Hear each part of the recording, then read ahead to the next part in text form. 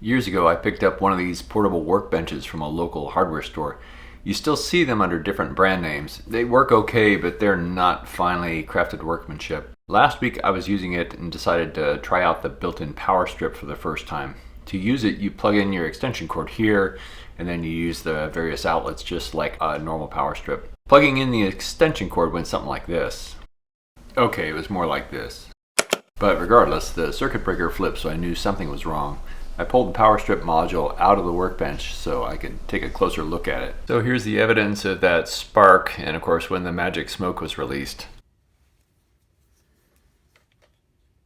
So this is clearly bad. A household outlet has 3 conductors, hot, neutral, and ground. And in a power strip, all 3 of these should be isolated from one another. Here I'm measuring the resistance among those conductors, and the hot and neutral conductors are shorted together. There's no resistance between them. When this happens, as much current as possible will flow through that circuit, more than the circuit breaker allows, so the circuit breaker trips. I'd already taken the screws out of the back, so let's flip this thing over and take a look inside. So this is kind of interesting. I'd already confirmed from the outside that these pins were shorted, but now as I'm probing them, I sometimes get the short, but then sometimes it's not shorted. So there's something intermittent. So now I'm just going to pick this thing up, see if I can spot any contamination or something in there that might be causing an intermittent short.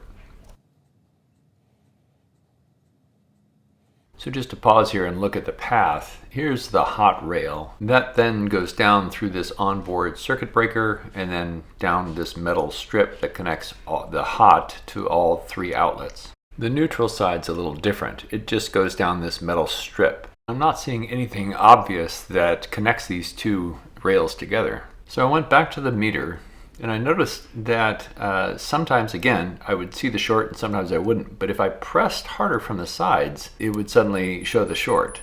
So after a little more hunting around, I finally spotted this. This seems to be some kind of metal protrusion from the circuit breaker. Here's a better look at it. And it's very clear this neutral strip is shorting against that piece of metal. So the question is that piece of metal the hot? And yes, indeed. Those 2 little metal protrusions are hot. So just to kind of confirm, I bent the metal strip out and put the meter probes on and then just apply the slightest pressure to that metal strip so it shorts against the stud, and yep, it's a short. So this is obviously just mind-bogglingly bad design.